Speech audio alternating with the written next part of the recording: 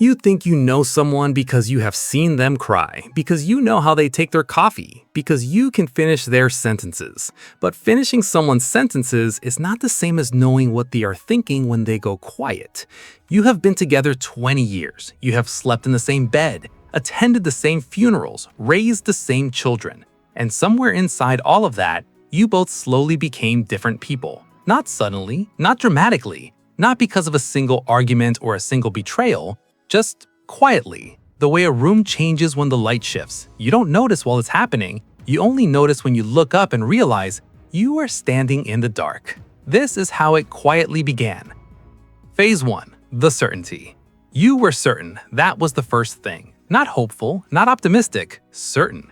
You knew this person. You had found the one who made sense. You could read their moods from across a room. You knew when they needed space. You knew when they needed to be held. You believed this knowledge was permanent, that knowing someone deeply meant knowing them forever, that intimacy was something you built once and then kept. And so you stopped asking, not because you stopped caring, because you already knew or believed you did. You stopped asking what they were afraid of because you thought you had already heard. You stopped asking what they dreamed about because you assumed nothing had changed. You were certain, and certainty is the first place where people stop looking. Not because they are lazy, because certainty feels like arrival. And when you believe you have arrived, you stop paying attention to where the other person is still traveling. They were changing, you were certain. Both things were quietly true. Phase 2. The merging. Then came the merging, the slow, comfortable collapse of two lives into one. You stopped saying I, you started saying we. This felt like love, and partly it was. You shared a lease, then a mortgage, then a last name, then a pediatrician. You became a unit. Friends stopped calling you separately. Plans required both of you. Decisions became negotiations. This is normal. This is how it works. But something quiet happened inside the merging. Each of you surrendered small pieces of your individual self. Not dramatically, not painfully, almost willingly, because unity felt safer than separateness. You gave up the solo trips, the friendships that required too much explaining, the version of yourself that had existed before them. You did not grieve this, you called it growth. But the pieces you surrendered were not replaced, they were simply gone. And the person you used to be grew quieter, then silent, then unfamiliar. To both of you. Phase 3. The comfortable silence. The silence arrived slowly, not the silence of tension, not the silence of resentment. The other kind, the silence that people call comfortable. You sat across from each other at dinner, in the car, in bed at night, and there was nothing urgent to say. At first, this felt peaceful, like two people so at ease that words were no longer necessary. But there is a difference between peace and vacancy. You stopped describing how you felt about things because your feelings had become predictable, or so you both assumed. You filled the silence with television, with phones, with the logistics of the household. Did you pay the bill? What time does school end? What are we doing this weekend? These conversations are real, they are necessary, but they are not intimacy, they are operations. And somewhere between the operations and the silence, the conversation between who you truly were stopped happening entirely. Neither of you scheduled a funeral for it, you simply move forward, as people do. Phase 4. The roles. By now you had become something specific, not a person exactly. A role. The provider, the organizer, the stable one, the one who keeps things together. You wore this role every day, so consistently that you forgot you had put it on. And they wore theirs. The household ran, the children were managed, responsibilities were divided without discussion. This is not dysfunction. This is how most long-term relationships survive. But survival and intimacy are not the same thing. You began responding to each other as roles, not as people. When they were anxious, you performed calm, not because you felt calm, because that was your function.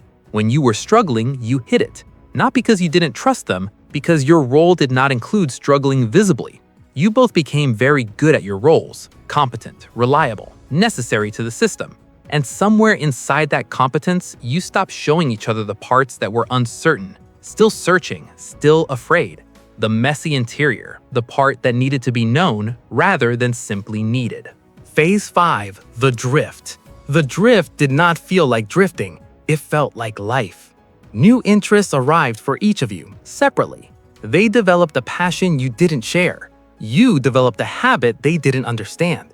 You both became slightly different people, and you adjusted for it.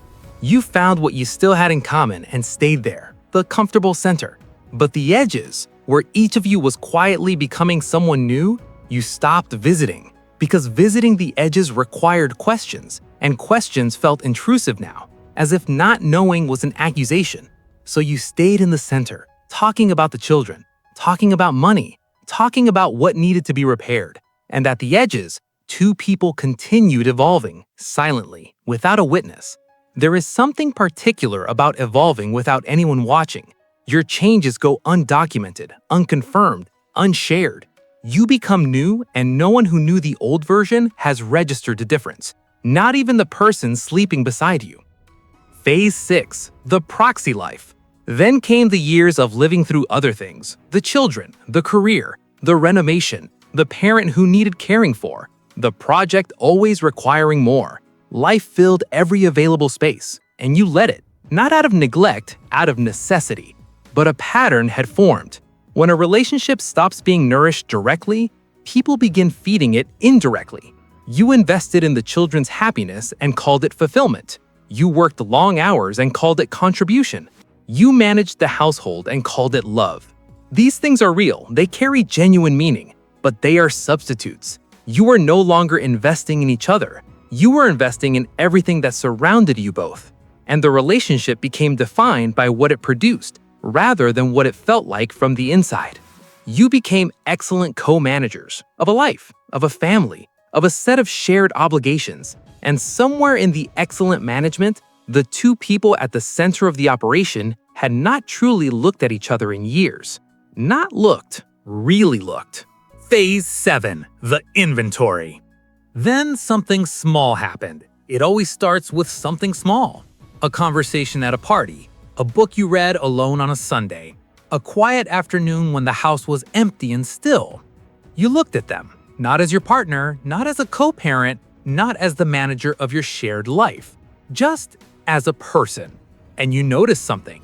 You didn't know what they were currently afraid of, not their old fears, their present ones. You didn't know what they thought about before falling asleep, what still bothered them from something years ago, what they quietly wanted that they had never asked for. You knew their history. You did not know their present interior. You knew who they had been. You were not certain who they were now. This is the inventory. When you begin quietly accounting for what you actually know versus what you assumed you still knew.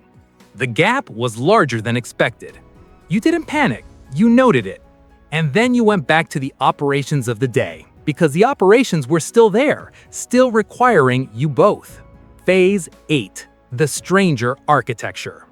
You began to notice the structures, the arrangements you had both quietly built around not knowing, the deflections when conversations approached something too personal, the humor deployed to dissolve tension before it could become honesty, the established routines that kept the days moving and kept the deeper questions at a comfortable distance. You had both built this architecture, together, without ever discussing it. It was not malicious. It was protective. At some point, true intimacy had grown uncomfortable, not because you had stopped caring, because real intimacy requires vulnerability. And vulnerability inside a 20-year relationship feels different than it did at the beginning. At the beginning, vulnerability was how you earned each other. 20 years in, vulnerability feels like admission. Admitting you don't fully know them. Admitting they don't fully know you. Admitting that the certainty you built everything on was never as permanent as it felt. So the architecture remained, organized, functional, quietly hollow at its center. Two people living inside a structure they built together, each alone in a way that had no name. Phase 9. The Recognition. The recognition arrived without announcement, not as a crisis, not as a confession, not as anything that could be pointed to later. Just a quiet, ordinary evening. You are both in the same room, doing separate things, comfortable, distant, and it arrived. 20 years. You had been together 20 years. You had built everything together, and you were not certain what they wanted from the year still remaining. You were not certain they knew what you wanted. You were not sure exactly when that information had stopped being exchanged. You thought about the last conversation that had surprised you, the last time they had said something you had not predicted. You could not place it. You thought about the last time you had said something honest, something unmanaged, something not filtered through the role you had been performing. You could not place that either. This was not grief, not quite, not yet. It was recognition. The quiet, uncomfortable recognition that two people can share everything external and still remain strangers to each other's interior lives. Phase 10. The accommodation. Most people do not leave at this point. Most people accommodate. Because the life is real, the history is real, the love in its particular altered form is real, and so you continue. Sometimes you will come close to the conversation, the real one, where you both admit you have been living alongside each other rather than truly with each other. Some couples have that conversation. It changes things, for a while. Others never have it, and this is not a tragedy, not exactly. It is simply the shape that 20 years takes. You continue making coffee, you continue sharing the bed. You continue dividing the responsibilities without discussion. You know their habits, their history, their patterns, their preferences in small things. You do not always know their interior, and they do not always know yours. And you have both learned, quietly, without ever naming it, to live inside that distance, to call it comfort, to call it stability, to call it home. Somewhere nearby, their children are growing up, watching how two people share a life, learning how closeness looks from the outside. One day they will choose someone, feel certain, merge, go quiet. The cycle continues.